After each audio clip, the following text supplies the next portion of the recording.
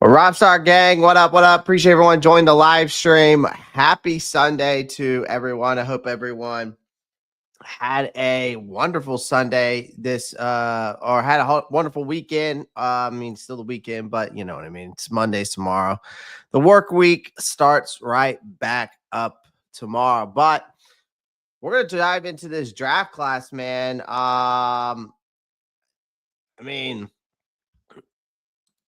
It's hard for me not to say that Dan Morgan didn't cook up something, man. It's hard for me to deny it. It's just like I said in the description of his live stream. We didn't tiptoe into the 2025 NFL draft, right? I felt like Dan Morgan, like I said, kicked the damn door down. Dan Morgan. I wasn't. This was a draft that all the mock drafts in the world, all the picks in the world, everybody thought who they should pick. I don't think we would expected any of our drafts to look like any of this, right? But Dan Morgan, who slowly but surely proved he might actually know what the hell he's doing. Last draft class, I felt like he did well. The only thing I would have to say in the last draft class is the Jonathan Brooks thing, but that could still work out for all we know. But it is what it is. But here was the thing: he entered this draft with a clear plan for sure, a ruthless mentality, and the stones to pull the trigger when opportunities popped up. So, let's not sugarcoat it, man. Like the Panthers have, we've been stuck in this rut for years, and a walking punchline. And then the last year's draft class, and now if this draft class delivers anything close to its potential, because when you look at this draft class on paper, when we dive into it, when you look at this draft class and we dive into it on paper, what's up, 336 Boston? What's good, Daz? Appreciate everyone joining the live stream. Dude, the sky's the limit. The sky is the limit, right? And if Dave Canales can continue with this new culture that actually seemed to be like taking root, then this, I guess this whole cursed franchise thing or ordeal might finally be ready to tell the NFC South to kiss its ass, because of course it's one thing to kill it in late April, but it's another to get the job done when the games start, right? So, yeah, I've got my grades together, and I've got some breakdown on each and every one of these guys. So again, appreciate everyone joining the live stream, everyone that's in here. I appreciate y'all's love and support. Yeah, I'll get to some of your comments here shortly. And let me go ahead and post something here. I'm gonna go ahead. Give me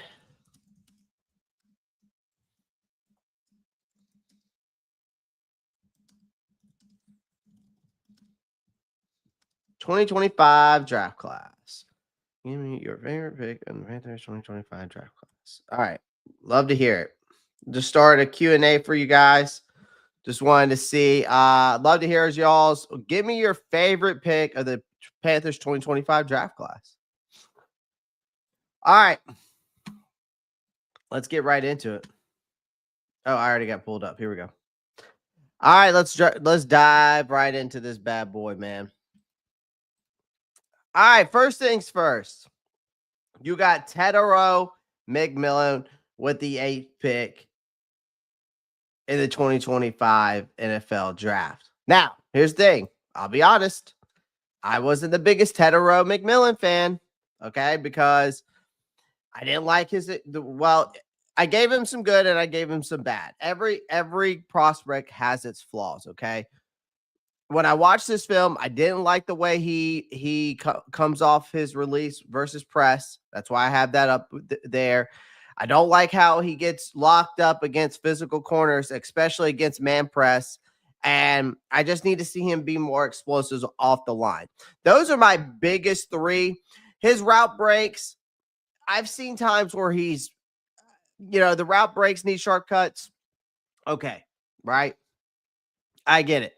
When I watch this film, there's more of it than there's not. I'll say that in that part in particular. We all know he lacks top end speed. Yes, he ran a 4.48 at his pro day. So again, is he top end speed like he's going to be a 4.3 guy? No, that's not what he is. All right.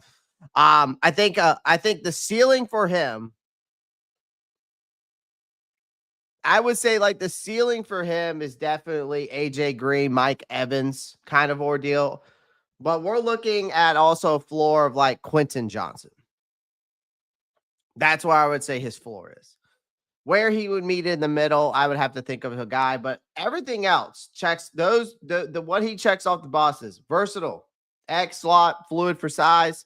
I think he does have great route running in particular in particular routes. Okay, I would say. All right. And that's why I said it excels on whips and crosses. Okay. Elite ball tracker, contested catch ability. We've seen that all through his film. You can watch his highlight tape. It's there. Okay. Great fluidity, change of direction. You see that a little bit there. Natural hands. The guy doesn't drop a lot of balls. Okay. Pause. But you know what I mean. But he's reliable at all levels. He's going to open up the middle of the field for you for Bryce. Going to be a effective red zone target. Definitely has the yak ability. I've seen it. So those are my goods. Those are my bads. I mean, not every prospect's perfect, man. I mean, he's just not. But those are my goods. Those are my bads. Okay. So, but again, I gave him a grade of an A. I think when we talk, but now let's talk about it from a Carolina standpoint. I gave you his goods. I gave you his bads. But let's talk about it from a Carolina Panthers standpoint. I think nobody, and when I say nobody, I mean nobody, had Carolina pegged to sit still and grab a damn receiver. Like I knew there was talks, but I just felt like the defense, like if Jalen Walker wasn't there, I thought they were going Mike Green, but obviously Mike Green fell back due to his whole sexual assault charges and all that, which obviously then the Ravens, I think the Ravens actually ended up getting him in like the 5th round or something crazy like that. But I was one of those ones that just figured it's going to be defense. I mean, it was hard for me to see us going at a wide receiver at 8 due to the fact that we were historically a bad defense last year, right? So, Dan Morgan planted that flag in the ground, gave Bryce something he's been screaming for, a legitimate wide receiver one. You got a 6'4", 220-pound pure unfiltered playmaker right here. So, you watch his highlight reels. The Kim wins on jump balls. He dominates in contested catches situation. He has that kind of alpha mentality that you just can't coach. That's one thing I do like about him, his mentality, his energy. He's not going to blow the top off of defenses, like I said, but he gives you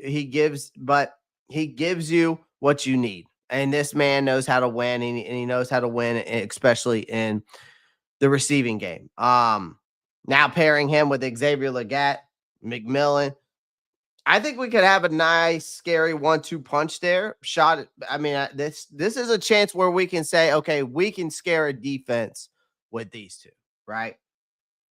You still got Thielen. We'll dive into Jimmy Horn, but I'll just go ahead and say it. I see Jimmy Horn end up being a successor for Thielen. I mean, you still got Coker. The potential's there with him. Don't sleep on some of the undrafted free agents we got. Like we just signed Musi Muhammad's son. I'm not too high on him. I'm sorry. I mean, I love the familiarity because of his dad and all that and Panthers legend. But then you got to look at Kobe Hudson, man. You go watch Kobe Hudson's film, dude. That his check release off the line is absolutely nasty. Kobe. Don't sleep on Kobe Hudson out of UCF, the guy we picked up. So, and we're going to dive more. 336 says nobody except me. Hey, and you guessed it right, 336. And hey, kudos to you, my friend. Kudos to you. I'll tell you that. Kudos to you. Um, but Ethan points, who's on the bubble for making the 53 now that this draft is complete? I don't know. I'm pretty sure that we are out of one of three teams. Also, if you haven't checked it out on PFF, that PFF gave us an A+ grade. So, another thing that was crazy too, which we might dive into some undrafted free agents tomorrow, because I'm going to be breaking down the roster now that this draft is over with. We also picked up a Holy Cross center that was projected to be a 3rd-round pick, and we got him undrafted. So we might have our center of the future, by the way, there. They give him a big bag for undrafted free agents like they did. Coker didn't get paid a lot of money, Z Nature. I don't think it was no more than $250,000, if I'm not mistaken. Nick Squirtin was my favorite pick of the draft. I like that pick too. We're going to dive into him next. So those are my goods. Those are my bads. But yeah, solid pick. Gave it an A grade. Again, I see the potential as long as the guy ends up producing as much as he has shown on film. And I'm cool with it. I just don't want this to end up being a Kelvin Benjamin or a Quentin Johnson ordeal. That's why I said I see his ceiling as a Mike Evans, AJ Green. But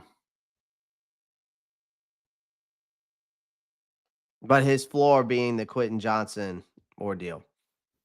Like they did Coker, 6th-round equivalent money-wise. I wasn't sure if they gave him that much money. All right, let's move on. We got Nick Swartzen edge rusher out of Texas A&M. Now, I gave him an A-. All right, so I gave him an A-. There, you got his good. He's got his bad. So we'll go through his good real quick. Elite spin move. When you watch his film, great hand placement, powerful. Now he needs to get down. He's powerful at 285, but he's better at that 257, 260 range. I'll be honest with you. All right. Great athleticism, advanced pass rushing moves. Now, the reason why I say that he would be better at 257 and 260, that 255, 260 range, is because when he was at Purdue, he was that size, and that's when we saw him getting the most out of his production. People were saying, well, he didn't have a lot of production at Texas A&M. The scheme wasn't right for him at Texas A&M. There's a lot of people out there, a lot of scouts saying that the scheme was just not a good fit for Nick Squirtin at Texas A&M. So he should have stayed at Purdue, and he would have been an immediate 1st-round pick. So advanced pass rushing moves, quick first step, punishing tackles, effective power rusher, special teams asset, strong versus tight ends in the run game, relentless motor. Sometimes he ends up getting hip tightness, which limits his cornering sometimes. Struggles with double teams, needs better counter moves. I mean, who doesn't struggle with double teams, but needs more counter moves. Basically needs to add some more tools to the toolbox.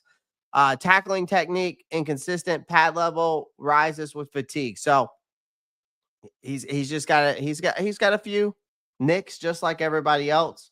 I gave the grade an A-. All right. Yeah, Ice Bryce. I just explained myself. On that. So, did you do your research? Yes, I fucking did my research. I just said that he was best at 250 to 260 when he was at Purdue, and he should have stayed at Purdue. God. Thanks, smart guy. Fucking dick riders in the chat, man. But here's the thing. Morgan wasn't fucking around either with this one. You know, after you get McMillan, you immediately went hunting for a guy who's going to go to war for you to terrorize the quarterback. You trade up to 51 to grab Scorton, was aggressive as hell. And that's exactly what this roster need. I was worried that we weren't going to get a true edge rusher, much less two, because of the fact that the way I wasn't sure how the board was going to fall after Tet. But my goodness, I honestly think we got lucky with how the board fell. But this was a crazy, interesting draft because of how the way it fell. But again, this guy's also, I forgot to mention, he's only 20 years old. Like he just turned 20 or something like that. So, again, if you want to watch his tape, the best tape of him is to watch his tape in 2023 at Purdue. He looked more like a top 10 pick there at Purdue. 2024 at A&M, like I said, it was okay. A lot of people said that the scheme just didn't fit him. Okay. But I think everyone then will have has his staff and has a blueprint for this kid. Just let the kid hunt. Okay. Don't overthink it with him. Let Scorton do what he does best.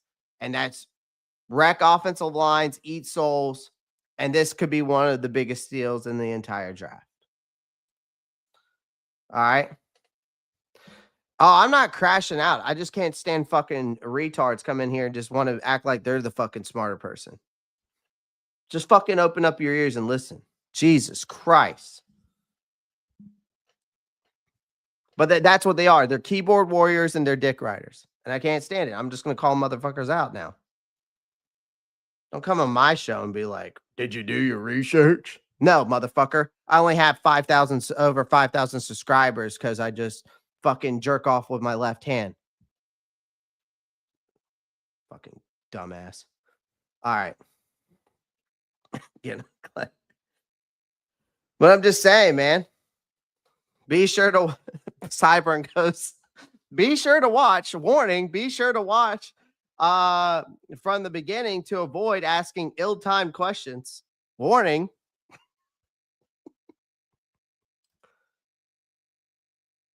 Glad all is well with you. Brother, just heard about the shooting. There's a shooting? Rob, where was there a shooting? Oh no, I'm not big mad. I just don't ask stupid questions, man. Or say stupid statements. And you're good with me. Maybe you should do your research or open up your fucking ears. Or maybe take the dick out of the one that you got it in. Danny says, I'm a righty, man. I'm a righty. AC Carter really excited for these two edge rushers for sure. All right, let's go. Let's go move on to the next one. We're going to go into Mr. Royalty himself, Princely. Again, I'm probably going to pronounce his last name wrong. I want to say it's Uman Amelian. Now, I could be wrong. I think it's Princely Uman Amelian. I don't know if I'm pronouncing that correctly, honestly. I don't know if I'm pronouncing that correctly or not. There was in Myrtle. Oh shit. I did not hear about that. I'll have to I haven't been watching the news, so I don't know. They were methodical with this draft, and I loved it overall. Can see the growth from just a year ago. Yeah, I'm surprised. I'm surprised Umami Yellen. Okay, thank you, Dcash. Appreciate that. Best way I try to say Umami Yellen. All right, cool. You know what was crazy what was the crazy thing about him, about Princely, is that how far he fell down. I'm surprised that how far he fell down, to be honest with you. I had Princely higher than Nick Scorton. I think I had Princely at 6 on my board out of edge rushers. And I had Scorton at like 8, if I'm not mistaken. Something like that. Right? But based off his tape, and I've broken him down on the channel before, but these are the good, these are the bad, as you can see. Explosive burst, edge threat, deadly inside spin move. He uses that spin move a lot, actually. Speed and power, strong arm technique. Because his measurables are nice. When I looked at his RAS, I think he was elite category for his arm measurements. Quicker direction change, relentless motor, everything I like in an edge rusher. He knows he's a very smart guy. He can recognize blocking schemes quickly. And I loved how when I was listening to his phone call, you know how Panthers show the phone calls. I love how he said that I'm going to make in a 3 to 4 years, I'm going to raid y'all's pockets. And I hope he does. I hope he does. Prove to me that you want that big time contract, and I love it. Vulnerable against the run, needs more hand usage as a rusher. I mean, both of these guys struggle with double teams. Slow to disengage, needs better shredding off blocks. Sometimes he can be predictable pass rusher, needs more counters. So those are the good for me. But I gave it an A, man. I gave it an A. I just didn't expect us to go back-to-back edge rushers. Not in the second or third. I was thinking, okay, we go Nick, and then maybe in the fourth round or fifth, that's the way they were going to go. They were going to kind of spread this out. But Morgan wasn't done rating this market, man. I mean, he was very aggressive to get Skorton and Princely. Yeah, he moved up the board not once but twice, right? And again, this could pay off huge, right? You know, a lot of scouts had Princely as a late first rounder based on purely on tools and production. You're talking about a guy who had 11 and a half sacks in SEC. You know, that's not something you just stumble into. So he's explosive off the snap. His motor runs hotter than a pissed off linebacker in August. He's just scratching the surface of what he could be. He needs to beef up a little bit, learn to anchor against the run a little bit more.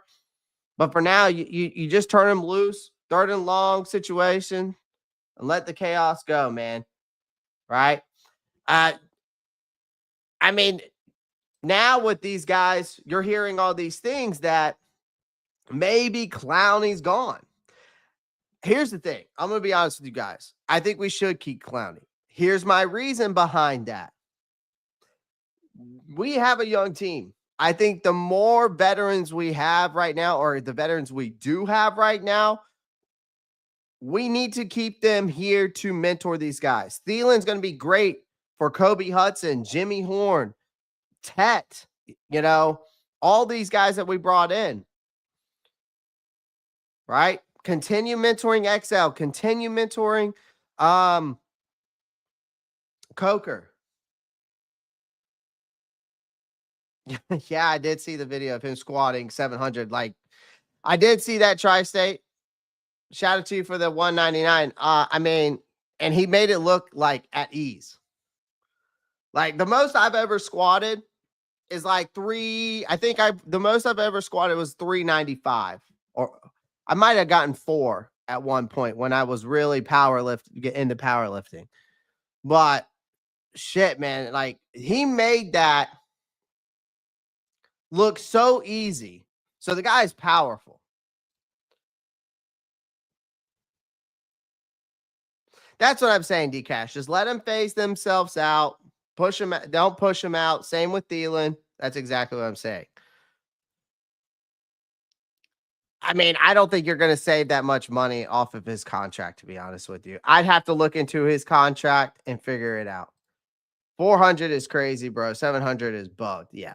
So, I mean, that's when I was doing a lot more powerlifting, and I don't do that anymore. I just bodybuilding style. That's it. Call it a day. Call it a day. I ain't trying to fuck up my joints anymore. What, $1 million? I mean, what's $1 million going to get me? Yeah, nothing wrong with Clowney teaching Young Bucks. Exactly. 7 million. Okay. So I have to look into it more, but 7 million. That I mean, at this point, I don't think they're going to cut him. They're probably going to try to trade him. But I'd rather if you don't trade him, then don't force him out.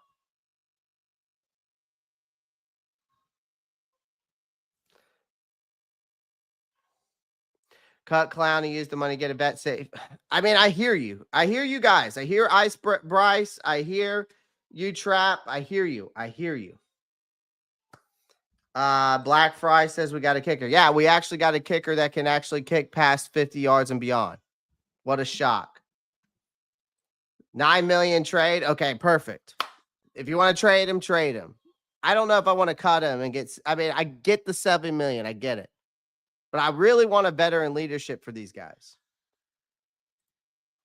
Clay, you think we will still sign Blackman? The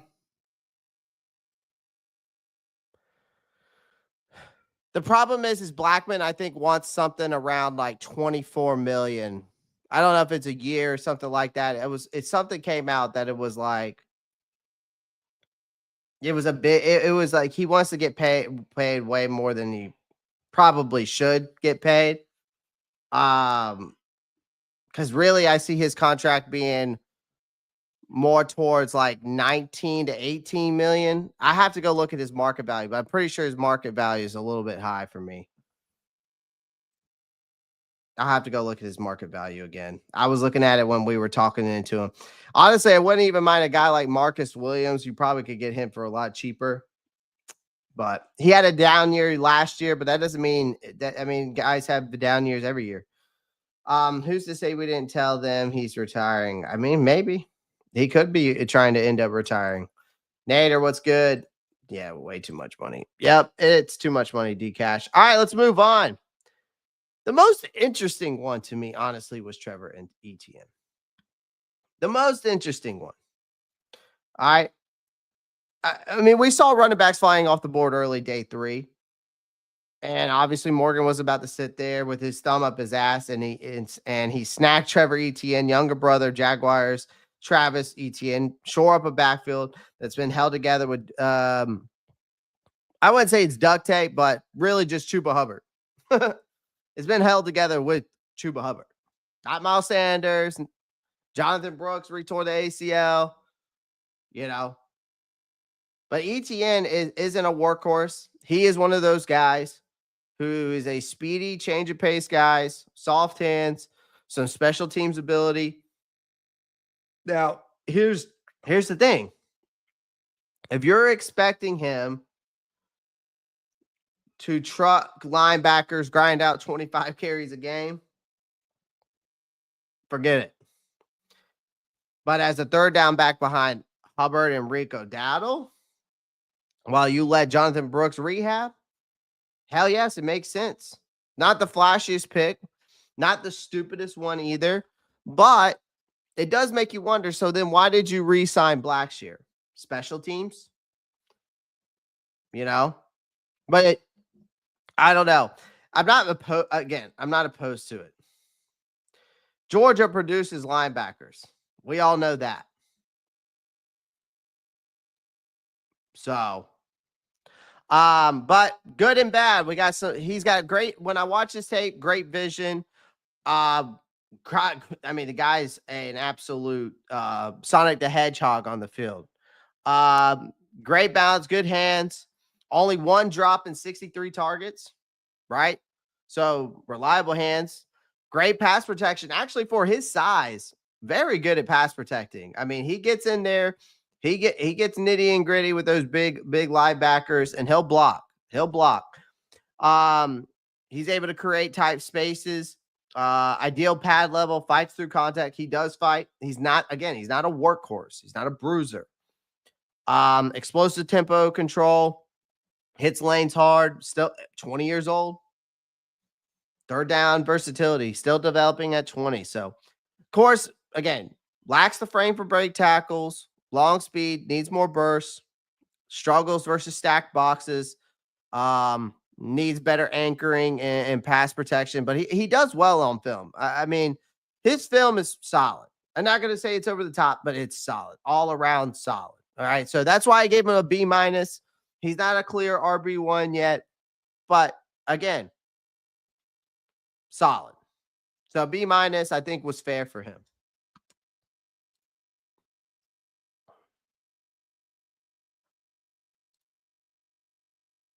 Next up, we've got, I think a lot of people like the Lathan Ransom pick. When once we went Trevor Etienne, I was thinking, okay, where are we going at safety? Where are we going at safety? Because I'm pretty sure that both of my guys were off the board. I think Jonas Sanker and Billy Bowman were off the board by the time. And I'll be honest with you, what's crazy right now is even though we got Lathan Ransom, there's another safety out there on the undrafted free agents named Sebastian Castro out of Iowa. I would love for Carolina to pick up right now. There's still some undrafted free agents out there that I was looking at and I'm just like, man, how did these guys not get picked up? It's insane. It's insane. Like I was so surprised. Oh, Steelers got Castro. Damn. Okay. Good for them. Good for them. Shit. I didn't know if he got picked up yet or not. Damn. All right. Appreciate the update on that, buddy. Damn it. But that was a guy I was like, man, maybe we should think about picking him up too. You know what I mean? But I'm not mad at this one, right? I gave him a B. You know, you needed a mean motherfucker on this defense. And when you watch Lathan Ransom, that's what you're getting. This guy hits like a heat seeding missile. He's aggressive. He's loud. He brings that kind of hit first, ask questions later. Because if he hits you, you're going to think twice about letting him hit you again. I can tell you that. Because his mentality is what this team desperately needs. He needs to clean up some over pursuit issues. He's had some medical red flags when it comes to him. We need a safety depth in the safety room. He brings some starter upside for sure down the road, right? I think he's got the experience that I like. He's got the championship, pedigree that I like. Special teams value right now. He's a Buckeye. Most Buckeyes know how to bring it. So, but these are his goods. These are bag. Definitely a great run supporter for sure. I think PFF had him up in the 90s for run support. Can stack and shed technique, can control blockers, creates turnovers. Versatile across safety. He can play box. He can play nickel. Special team playmaker. Effective blitzer. Battle tested leader. Again, that championship pedigree. Heavy feet man coverage. So he's got to pump those feet better in man coverage. Limited ball production, coverage instincts behind, run defense. Again, like I said earlier, there has been some medical red flags. But torpedo tackling leads to occasional misses for him too as well. But overall, I gave it a B. Again, I do see a starter upside here with him.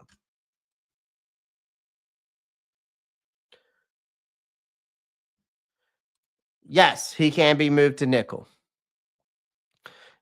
Safety, box, nickel, you name it. Oh, I wanted him too. I think Mukaba went. Didn't he go early? Didn't he go in early in the second? Like not the early second round, but like he went earlier than expected, like in the second round. We invited the safety from TCU, Abe Kamara, to the rookie minicamp. I swear he could be a starting nickel. So he's so underrated. He would be a good complement to Ransom play style. I have to go look at his film now. I need to start writing your guys' like suggestions down. I'll remember him. I'll remember him. Clay, we had a good draft, bro. I'm happy. What you think? We're going through it right now, buddy. We're going through it right now. I'm not. Again, I have nothing to really say bad or indifferent about this draft, y'all. I think everything is solid. I think we did what we exactly needed to do. Oh, he went to.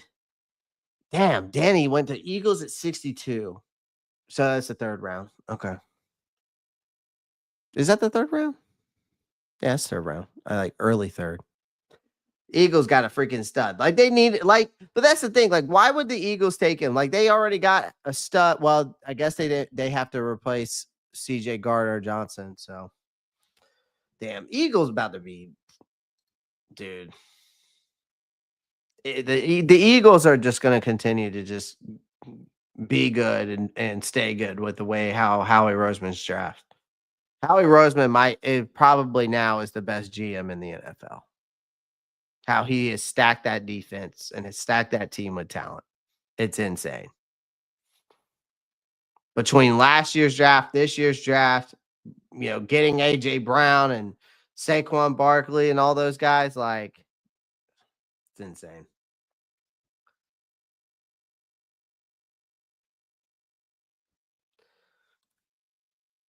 $62 is late second. Okay. Can't remember all the order. I can remember all the players, but I can't remember the order. I can tell you that. All right, round 5. Picked up an absolute unit. At pick 140, Cam Jackson, defensive lineman out of Florida. I gave him a B-. Massive frame, rare link, can anchor that middle, right? Powerful hands, sheds blocks well with ease. He's gonna eat up double teams for us. Strong run defender, splits doubles, high awareness, creates problems for smaller blockers. Surprise lateral movement for his size, actually. Strong tackler, wraps up well. Does have some conditioning issues. Okay. Does have some conditioning issues. Okay. But that's something that he's gonna have to do himself. Raw pass rusher, still has a lot to learn. He does need to get a toolbox. Pad level rises when tired, slow first steps, does lack that explosiveness, struggles to disengage from double teams. Overall, I would say the pros weigh out the cons, but again, there's definitely some things on this film that I need to see more of out of him. I mean, again, you're talking about a guy though, which I understand why he has conditioning issues. You're 6'6", 328 pounds. That is an absolute monster in the rotation. Like Cam Jackson is what Cam Jackson is going to be for us is he's going to be a pure 2-down run plugger. He's going to stop the run, clog the lanes, and call it a day. So if you're expecting like Aaron Donald 2.0, you're going to get that out your head. Okay. But you're going to you got a true nose tackle right here. You want someone who's going to eat those double teams and collapse that pocket and stop the run. That is what you need. And this is the guy that's going to do it. I think for this one, this is either going to be a boom or bust pick. But what Dan Morgan was swinging right here for is for the right reasons with him. I'll say that.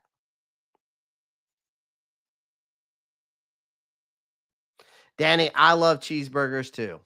All right. I love cheeseburgers too. Okay. Especially smash burgers. All right. Or give me a Five Guys burger all day with a side of Cajun fries.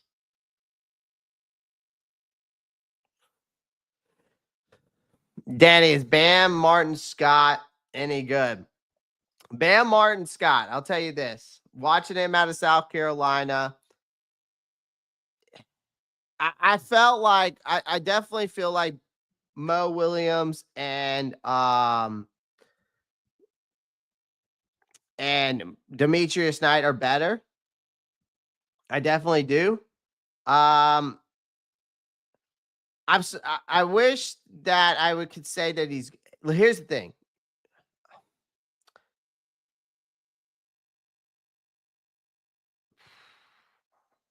He's probably out of this whole linebacker class, he's like the 23rd best linebacker. Around that range, 20 to 25. Okay. 4.6, he runs like a 4.6 40, something like that. I'll say this. I think if you get him, another thing is he's 25 years old as well. So that was another thing. And he's had limited game snaps, and he's better for a 4. I think he's a better fit for a 4-3 outside linebacker. The size, I think he's got the speed. I think he's fine there as well, but he just lacks instincts, like, and especially against blocking scheme recognition. But he's a hit or miss, I think. So he's okay. I wouldn't say that he's better than the other guys. Is he a outside linebacker, Danny? He's an outside linebacker.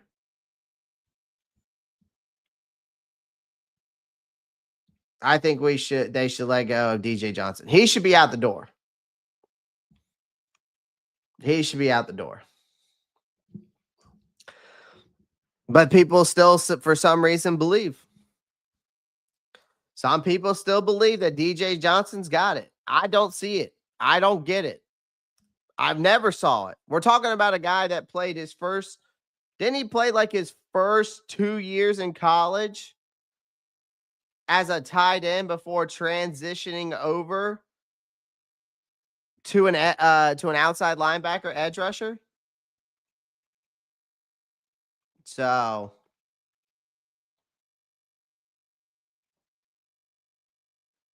but yeah, y'all coming with some good questions. Chiefs made good picks. Yes, they did. Sorry about the horde grant. Oh, you're good, man. You're good. You are good, Zach. No worries. No worries. All right, so I gave him a B minus. All right, let's move on to the next one. And I'm actually happy with Mitchell Evans as a tight end. I'll be honest with you. I picked this guy up. I drafted this guy multiple times.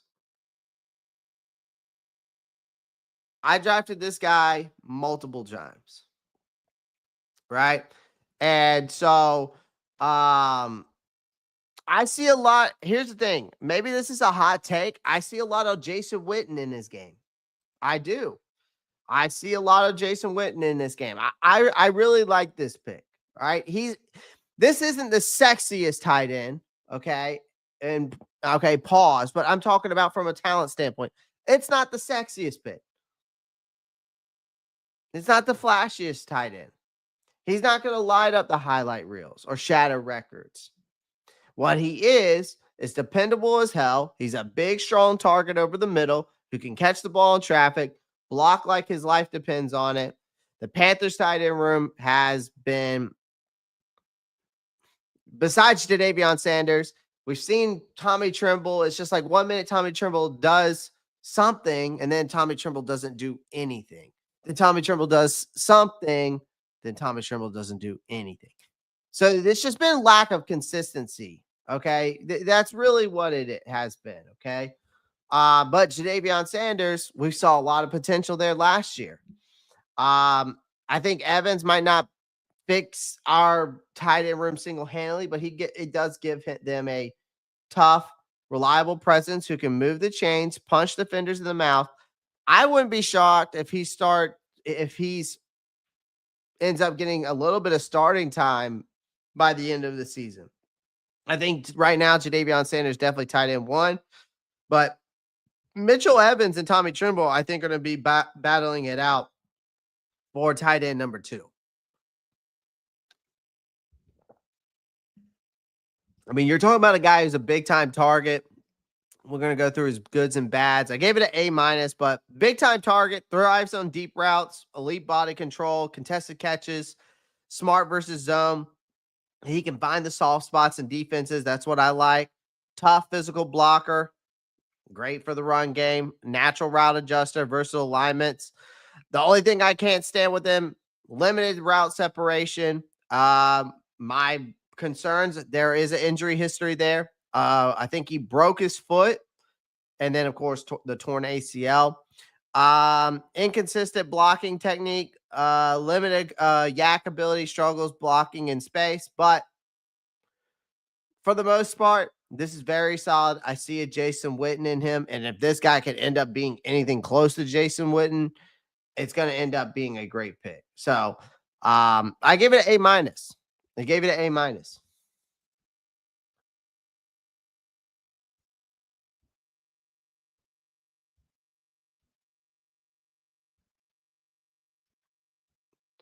You did? Oh, you drafted a ton too, Nick. Yeah, yeah. Nick, am I dropping the link today? Possibly. We might do it after I run through some of these. Possibly, if you guys want to come through. We could have lived without any tight end, but I like the pick. Danny's likes the pick. Solid hands, makes one-handed catches. Yep. We drafted dogs like that Brack Fry. Yes, sir. Yes, sir. All right, let's move on.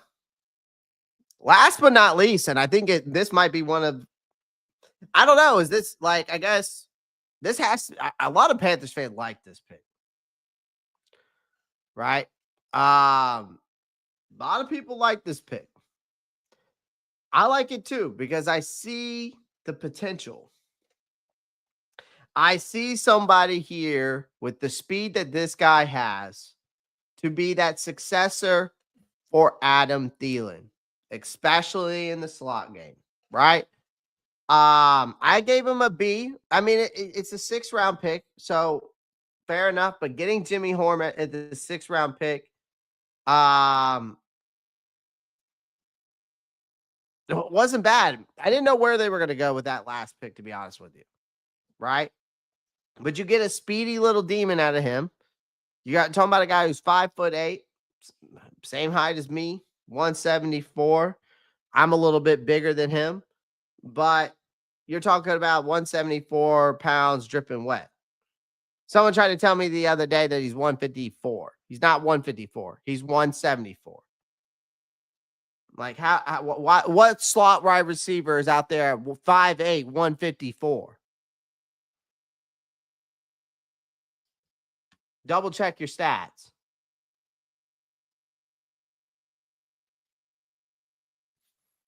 But he's a slot specialist who has some serious juice as a returner. Yes. Right?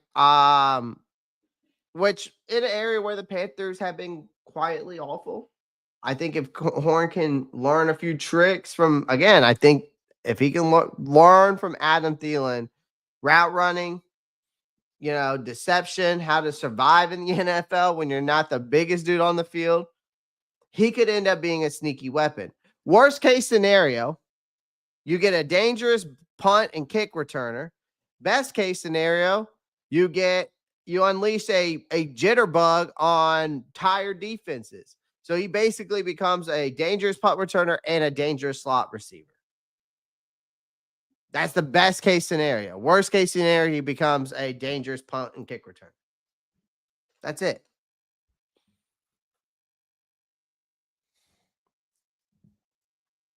B. Amos says Scorton were my 2 favorites. 336 Boston says I like Horn Jr. So Jimmy Horn Jr. is a steal. I had someone ask me the other day, they were like, is that JC Horn's brother? I'm like, I actually had to think about it for a minute. I was like, no, he's not related, which is kind of funny. I think it's kind of funny how he's not related, but no. So again, he's not related to JC. They're not cousins. Maybe down the line they may be somehow. I don't know, but apparently they are not related. So I didn't think they were anyways. Let's see. Like Tez Johnson, apparently, when I like a player, the Buccaneers and Falcons and Saints decided they couldn't draft him. I mean, the Bucks had a decent draft. I can't lie about that. Steve Smith had Horn at his wide receiver 10, which is interesting. Yep. Very interesting for sure. But that's my grades for him. Gave him a B. Blazing speed, acceleration, sharp route runner, great after the catch, smart versus zone, deep ball tracker, valuable returner. Again, I would say his biggest issues are a small frame. He struggles against man press. Does have a good, he has some inconsistent hands, especially in traffic, limited catch radius because of his size. Effort issues on decoy routes. So Isaiah Bond undrafted. Yeah. I mean, his sexual assault issue got him in that. And I don't, it sounds like Mike Green's probably, I think Mike Green sounds like Mike Green's going to get out of his, but I don't know. Isaiah Bonds is worse than that, it sounds like. And that's just like from inside sources of the NFL. Much needed speed to the wide receiver room. Absolutely. Absolutely. So overall, like if we probably grade this out. So if I think I went, if we average it out, so an A minus, A, B minus, B, B minus, and then A minus, and then I gave this one a B. So probably overall out, I think an A minus in totality. Like I think Dan Morgan walked into this draft with a full clip and didn't miss. That's what he did. He filled immediate needs. He swung for high upside athletes. Didn't have to mortgage the future to do it.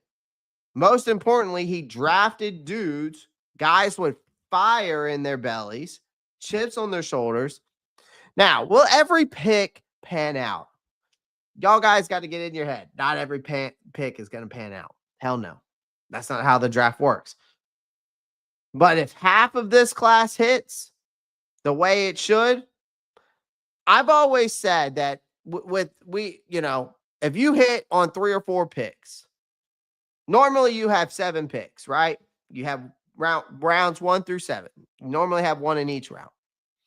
If you hit out of 3 out of 4 of those, you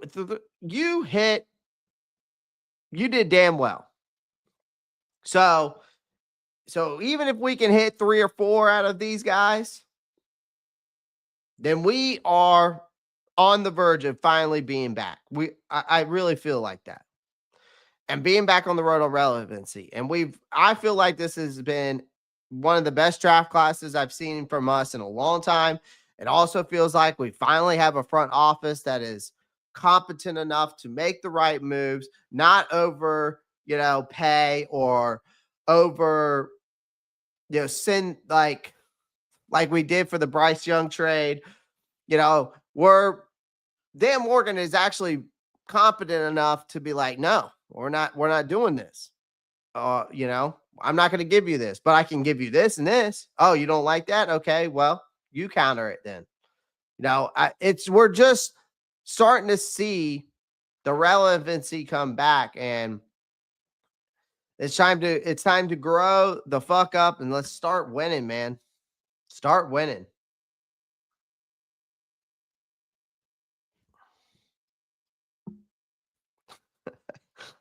That's what I was saying, Rolla. I was just like, you get Jahad Campbell, and then you get Andrew Mukaba. And I'm just like, Philly, chill. You won the Super Bowl. You got a full roster of just Georgia prodigies. Like, can we just relax? And so you go and get Jahad Campbell, and then you get Andrew. Mukaba. And I'm just like, man, dude. So now your safety room is just basically set for the next how many years? And then you've got your Jahad Campbell with Bond. And then you got the whole Georgia up front. It's just insane. It's insane. 4 for 4. Yep. And they got Ty Robinson. It's ridiculous, dude. It's just ridiculous.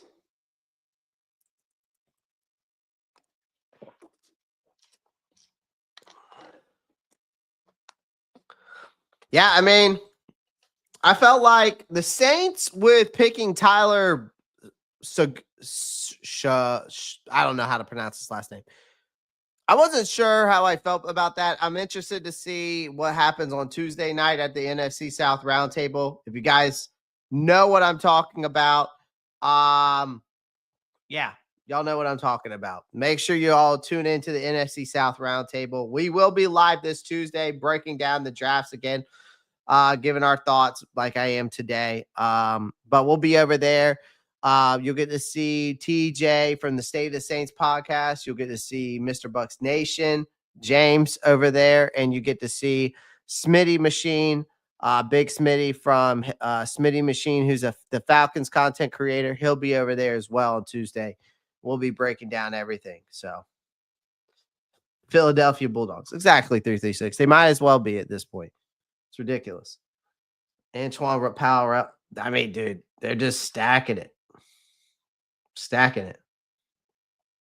So, see if I missed any other people's comments before I continue with this. Well, Black Friday, we did add a kicker. The guy out of let's go through. Hold on. I can share my screen over here. I'll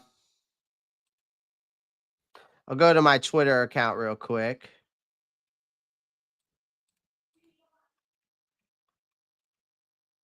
Let's see.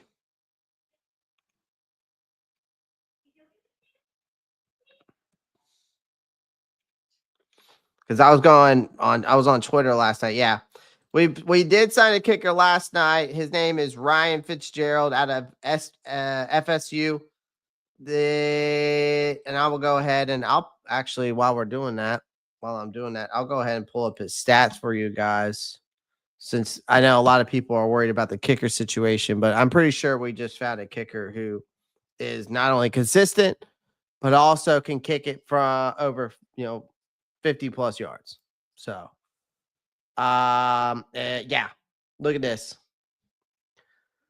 We just found the pastiest white boy we could find. I mean, besides myself. 6'1", 190. The guy's 100%. Longest is 59 yards. Went 13 for 13. Went 5 for 5 from 20 to 29. 3 for 3 from 30 to 39. And 5 for 5 for 50 plus yards.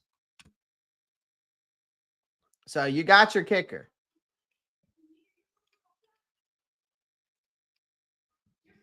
What do you think about the linebacker unrestricted free agent signing? You talk about the guy out of South Carolina.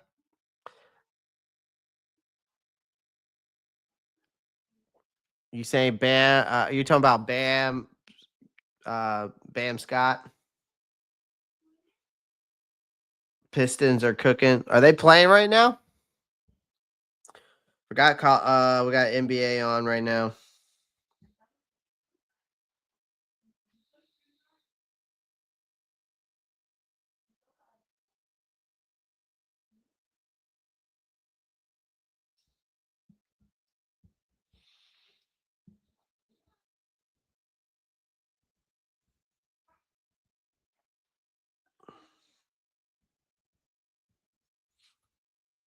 All right, let me. Oh, you're talking about the guy from Fresno State? I did say.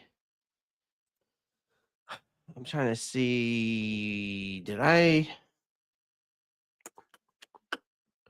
trying to find who you're talking about? I know who. I know. I commented on it last night.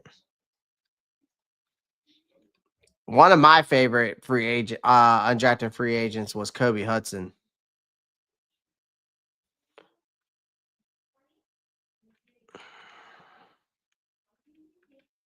I don't know if I didn't see that guy get picked up. I might have to go look at him.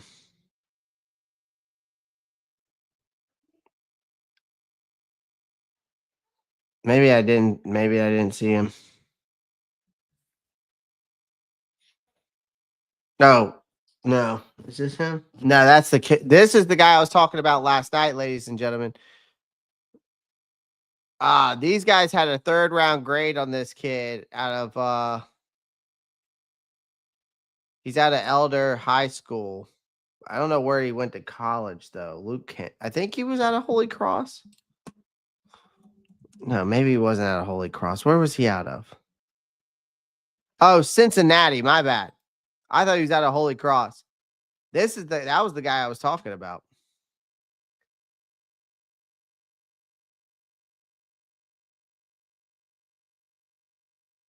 Luke Kendrick could have made the 53. Ah, shit. Black Fry talking shit already. We almost beat the Eagles in Philly without a defense. True. The kicker is valid. Yes, he is valid. But this is the guy I was talking about, the center, Luke Kendra. Actually, for some reason, I thought he was out of Holy Cross. My bad. Now, this is his high school, but he's out of Cincinnati. Apparently, Gridiron Grading had him at a 3rd round grade.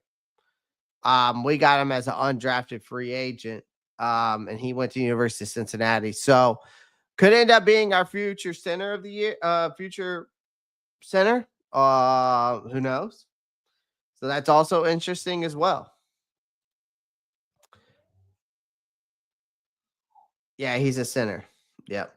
William Good. I'll have to look into that Fresno State guy you're talking about a little bit more. I might have to go find out who he is.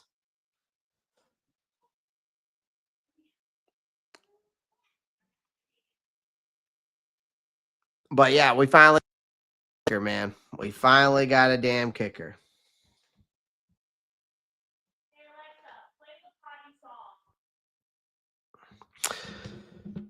I want to talk about something else as well. I want to talk about real quick because I know that I was speaking upon this.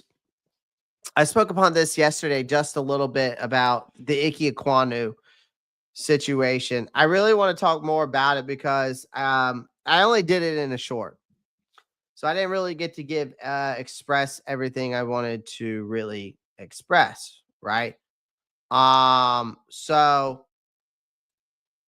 appreciate that, Nick, coming in here saying hit that like button, show some quick love. Takes 1 second, y'all. Come on now. Appreciate that, Nick. I really do appreciate that. Very, very, very, very much. I'm trying to find the post that I'm looking for on X.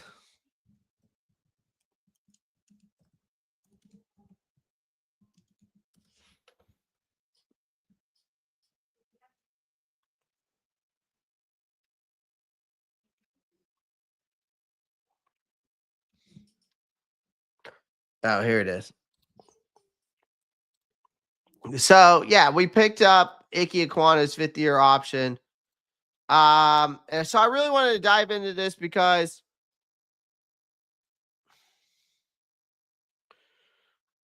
here's the thing.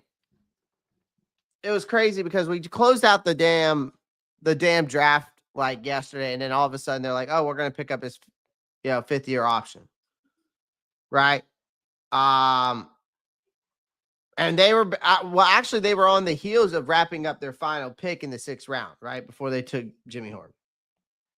And then Dan Morgan straight up comes out and told the media, "Yeah, we're gonna pick his 5th-year option," just to kind of get it out that way. Basically, no dance around, no vague GM speak. Morgan notified Aquanu and decided to rip the Band-Aid off the field before fielding the whole post-draft inquisition. Honestly, I give him respect for it, but you're keeping him at home. You know, he was the number 6 overall pick out of NC State back in 2022. Now we've locked him in until for the 2026 season. He's fully guaranteed 17.5 million. I know that's a hefty chunk of change, no doubt. If you're going to shovel out on that, you know, if you're going to shovel out that kind of cash, you damn well better believe it's going to someone who has shown he can anchor your quarterback's blind side without consistently sending him to the ER. Now, let's be brutally honest here. Because I know that I feel like this is a touchy subject among Panthers fans with this whole Ike Ekwonu situation. Okay, right? Because top 10 picks are supposed to kick the door down, immediately dominate. Ekwonu spent, and I'll be honest with you, Ekwonu's rookie season at times, like he was still adjusting to a new planet, let alone the NFL. And the Panthers knew that they had a raw powerhouse here, and for him, it wasn't always pretty watching him to learn on the job. Like you talk about 3 years later, through the story has changed. The 2024 season was easily best of Ekwonu's career. Honestly, it was the best. He notched career highs with PFF overall grade at a 71.7. He had a nasty good run blocking grade at an 80.5, right? He had a pass efficiency rating at a 95.9. Now, that last stat I just said, pass blocking efficiency rating at 95.9%, that last stat is critical. Protecting your quarterback's blind side is literally why Ekwonu was drafted.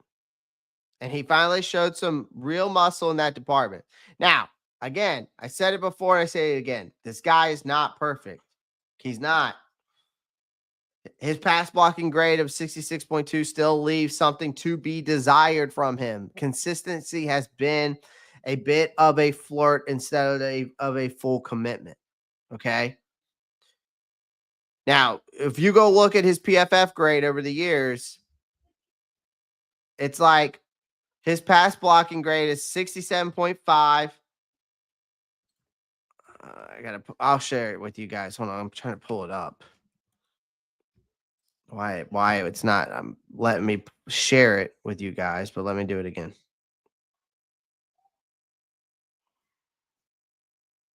Now, here we go. So you got Ike Ekwonu. Here we go. 71. There we go. That was 2024. 2023. Here we go. You had, let's see, 62.3 there. And then 2022, you had a 67.5 there. 2024, you had a 66.2. Okay. So those grades is like watching, to me, those grades say this is like watching someone try to deadlift and then you get stuck halfway up. It's better than falling on your ass, but it's not winning you any competitions either. So to put this bluntly and put this in reality for you guys from a reality perspective, I think Ekwonu needs to level up. Not in 5 years, not after another developmental season. Now, we've gave you a competent left guard. We rebuilt the offensive line. We gave you a competent right guard. The center position has been solid. Cade May stepped up last year when Corbett went down. 2025 has to be the year where he just smashes through the damn wall and starts playing like a Pro Bowler. Because the Panthers, again, we're sitting here paying this guy $17.5 million. And if he does, then the team would be smart they'll slap him with a fat, juicy extension in front of him and keep him in Charlotte for long term. Because left tackles who can truly ball out are rarer than a coherent press conference from half of these NFL owners in the league. So you don't let those type of guys just go through the door. You don't let them walk out.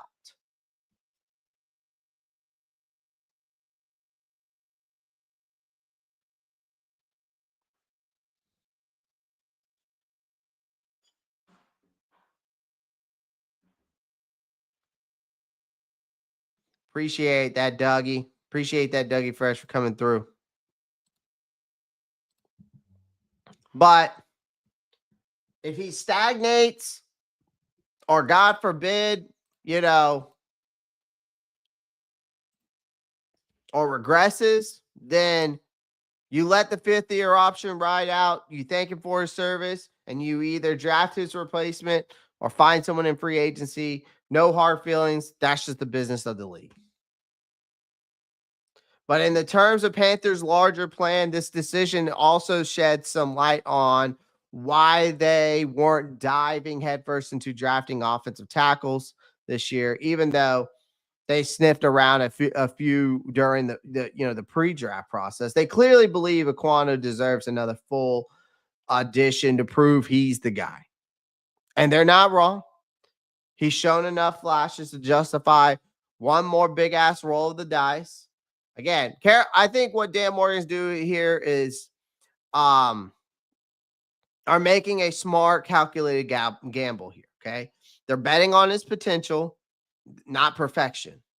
They acknowledge the real, tangible growth from him, has shown while also leaving the door open for a tough conversation a year from now if he doesn't hit the next gear.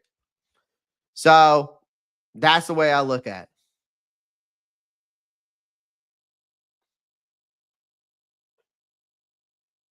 So I also wanted to discuss that. I also made a short about it. If you guys have checked it out, appreciate you guys. But yeah, the Panthers definitely nailed this draft. I was pretty happy about it. Again, overall, I gave it an A-. There's a lot of upside, a lot of potential here. And you filled I felt like we filled a lot of void. So again, appreciate everyone joining the live stream. I'm gonna hop off. We've been on for about an hour and 15 minutes. I just want to come on real quick, give you guys my grades. Just talk about the Ike Aquano 5th-year option pickup, give you my thoughts on it. Again, I appreciate everyone joining the live stream. I will do some more open panel stuff maybe tomorrow. Well, I'll be live tomorrow, 8 p.m. EST, same time, same place. So you guys come through. We'll be talking about some more stuff. And I would love for you guys to come on tomorrow, possibly tomorrow night, and let me know y'all's thoughts of the draft. Like, let me know. Sound off the comments, of course. Let me know who you like, who are your favorite pick. But other than that, guys, appreciate everyone joining the live stream. Make sure you like, subscribe, become a member today. It's a less than a cup of coffee from Starbucks. Make sure you click the post notifications bell so you don't miss any new content. Don't forget to check out BetUS. Sign up for free today. Get 125% bonus up on your first 3 bets up to $2,000. Okay? So I appreciate that. And other than that, guys, as always, keep pounding. I'm out of here. Enjoy the rest of your Sunday. Peace.